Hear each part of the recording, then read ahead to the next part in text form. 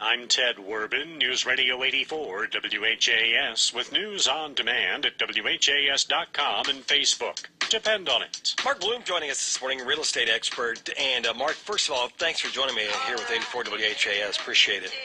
Good to talk to you. No problem. So this CNN story is out. Young and smart, but millennials face home buying hurdles, and among those, obviously, student loan debt being one of the major hurdles. What do you make of all this? Are you seeing those in the, say, 25 to 30, 35-year-old category not buying homes as much as their parents, perhaps? Yeah, I mean, I think the numbers bear out, and regardless of what I per se am seeing, I will say that there's been a drop. It hasn't, as you can see in the article, it's not what I would call a precipitous drop. In other words, we didn't go from 30% home ownership, in that age range to about 15% home ownership. It's a drop of a couple percentage points, and I think that that's indicative of several things. I do think that the student loan debt is definitely a driving factor. I mean, we all talk about the rising cost of education, and everybody well, not everybody, but most people have to finance that. And so they wind up with debt, and that affects your debt to income, and especially when you're coming out of school, your income is at, in theory, the lowest point that it's going to be at for your life. As your debt is up and your income is down, that's going to create a situation where lenders are slightly more hesitant to give money to those individuals. It is interesting to note a couple of things, in that I would suspect that has a lot to do with it. I mean, particularly student loan debt, which trying to talk college presidents into holding costs down while we're in a recession is a little difficult right now, although I've tried. Yes. It's like spitting into the wind, for lack of a better term. Yeah. The other thing is, though, you find that a lot of people, they don't want to deal with home ownership and all the things that come with it, replacing the roof or the gutters or, having to paint, that kind of thing. They just soon have the flexibility and the ability also, I would submit to you, to be able to move if they want to. If they don't have great paying jobs, it's not like they want to stick around in the jobs that they're in right now. Well, I think you're hitting on the other major factor, and that is, to kind of sum it up in one grand kind of term, I would refer to it as just the mentality of that younger generation. And part of that is, if you're 40 or 50 or 60, you've seen home price cycles.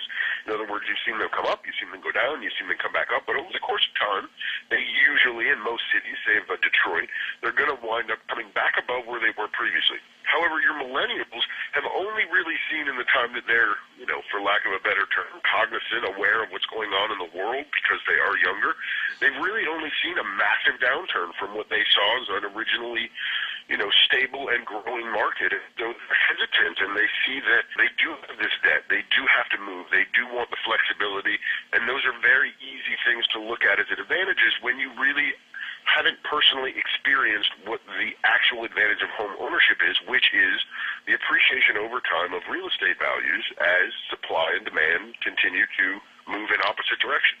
Well, the other thing is, and I don't want to put a scare into somebody that's 28, 32 years old right now, but at some point we're going to have the raising of interest rates. What is that going to mean for home ownership and as far as upgrading or downgrading in homes for everybody? Well, so that's kind of a double-edged sword, right? So the only time that the government is going to, especially in today's environment, allow interest rates to come up is as the economy gets better. So, yes, the economy will be getting better as interest rates come up, or vice versa, interest rates will come up as the economy gets better, which hopefully means that people will have more disposable income to use for the increased payment that they're going to have. But, yeah, the interest rates, I mean, again, it's a supply-demand equation. As interest rates go up, that makes it more expensive for certain people to buy, which is going to exclude some people from buying houses. Now, I will say, and we've had this conversation on several radio shows because it was a big thing for a while when interest rates were talking about coming back up. I mean, yes, interest rates will come up. That said, if interest rates come up to 6 or 7%, the millennials, cry me a river. I mean, talk to the baby boomers who had to deal with 12 and 15%, and they were perfectly happy with it. Doesn't matter to them, though, and not if you're dealing with the reality of being a realtor. I mean, they're not going to care. They're going to see, a 3.5% to 6% spike. They're not going to buy. The other thing I want to ask you real quickly, the Affordable Care Act, what's that going to have? What kind of impact are those young professionals going to have as far as what they can buy, would be in homes, cars, et cetera?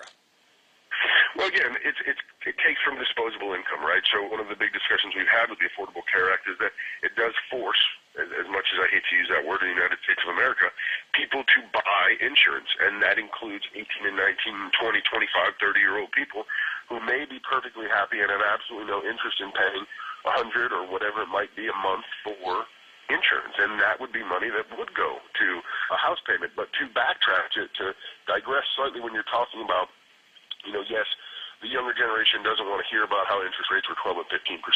Right. It still comes down to a financial equation. I mean, rents are higher than they've been in a long time. True. So if interest rates go up slightly, your alternative is renting. The difference is rents are still going to be, because in a lot of areas, it's cheaper to buy than it is to rent. Just the availability of mortgages and the willingness of people to buy sometimes is not there. So as buying gets a little bit more expensive, it still is less expensive or equal to renting. However, you do build equity in that home. You do get a tax shelter. And as these people become income earning and they want that tax shelter, there will be incentive for them to buy a house. Yeah, I think it's kind of the normal process. There are good points. Mark Bloom joining us, real estate expert. It's 7:14, 84 WHAS with the morning team, traffic and weather on the 4s.